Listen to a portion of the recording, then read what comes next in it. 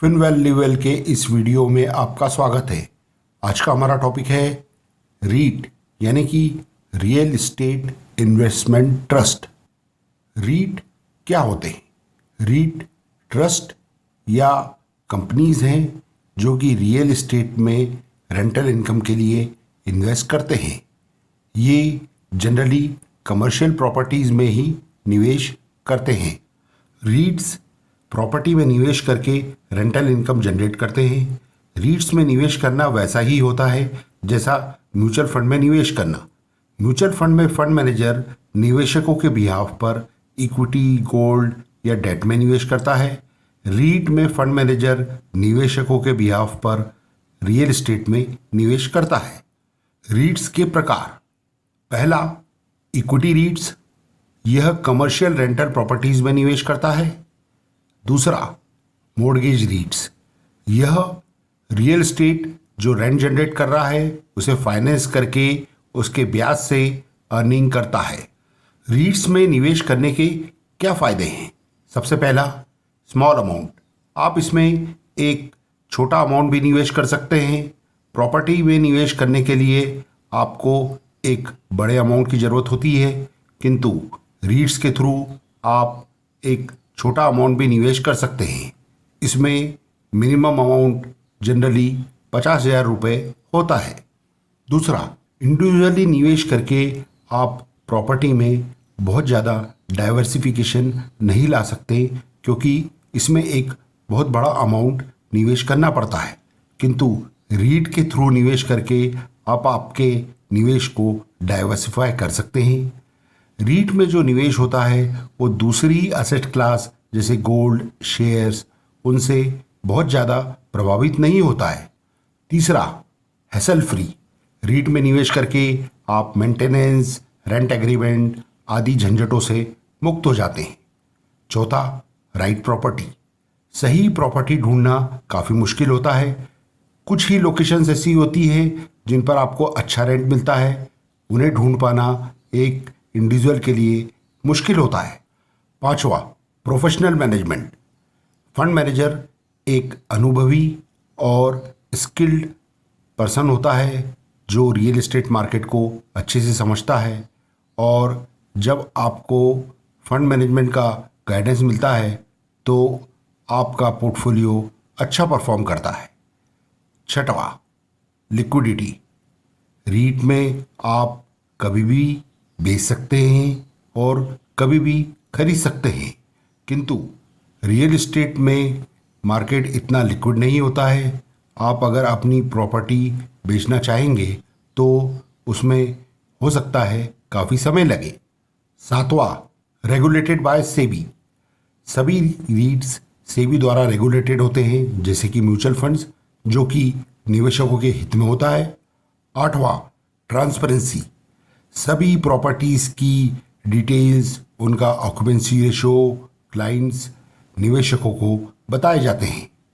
नौवां, track record, रीट्स का track record USA जैसे मार्केट में जहां रीट्स 40 साल से है, काफ़ी अच्छा है। रीट्स ने शेयर मार्केट की तुलना में अच्छा रिटर्न दिया है। इंडिया में रीट्स के लिए क्या रेगुलेशंस है? सबसे पहला, रीट्स को उसका 80% निवेश कमर्शियल रेंटल प्रॉपर्टीज़ में ही करना होगा। बचा हुआ 20% वह अंडर कंस्ट्रक्टेड प्रॉपर्टीज़ या लिस्टेड कंपनीज़ के शेयर्स में कर सकते हैं।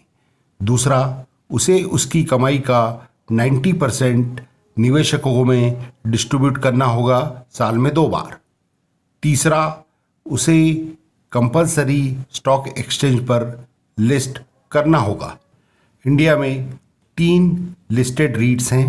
पहला, एम्बेसी ऑफिस पार्क्स, दूसरा माइंडस्पेस बिजनेस पार्क और तीसरा ब्रुकफील्ड रीट। इंडिया में तीनों लिस्टेड रीट्स कमर्शियल रेंटल प्रॉपर्टीज़ में निवेश करते हैं। माइंडस्पेस बिजनेस पार्क रीट ने ईयर एंडेड 2021 में 568 करोड़ यानी कि 9.59 पर यूनिट का डिविडेंड डिस्ट्रीब्यूट किया है। क्या रीट्स में निवेश करना सुरक्षित है? दूसरे निवेश की तरह रीट्स में भी रिस्क होती है, जैसे कि रेंट का कम होना या बोरोवर का डिफ़ॉल्ट करना। एनएवी में वृद्धि प्रॉपर्टी में प्राइजेस के कारण होती है और इंडिया में हम 5 से 6% की ग्रोथ एक्सपेक्ट कर सकते हैं। इंडिया में रीट्स का 2021 में टैक्सेशन।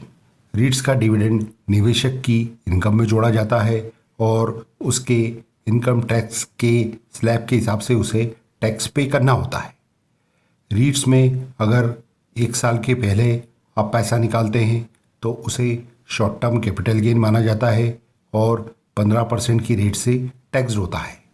अगर रीट्स का निवेश 1 साल के बाद निकाला जाता है तो उसे long term capital gain treat किया जाता है और 1 लाख तक यह टैक्स फ्री होता है और 1 लाख से ज़्यादा होने पर 10% की रेट से टैक्स्ड होता है।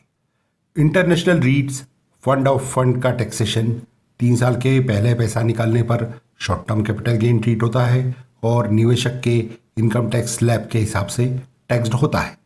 3 साल के बाद पैसा निकालने पर long term capital gain count होता है और इंडेक्सेशन के बाद 20% की रेट से टैक्स्ड होता है। रीट्स में इंडिया में निवेश कैसे करें? रीट्स में निवेश करने के लिए आपको डीमैट अकाउंट होना कंपलसरी है। आप किसी भी ब्रोकर के साथ ब्रोकिंग अकाउंट खोलकर रीट्स में निवेश कर सकते हैं।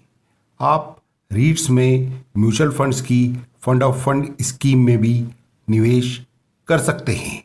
तो क्या रीट्स में निवेश करना चाहिए? एट प्रेजेंट इंडिया में केवल 3 लिस्टेड रीट्स हैं। अभी यह एक नया प्रोडक्ट है, इसलिए आपको इसमें स्मॉल अमाउंट ही निवेश करना चाहिए। रीट्स के रिटर्न्स बैंक एफडी से बेटर हो सकते हैं। यह प्रोडक्ट कंजर्वेटिव इन्वेस्टर्स जो डेट फंड्स या एफडी में निवेश करते हैं उनके लिए एक अच्छा विकल्प हो सकता है। धन्यवाद।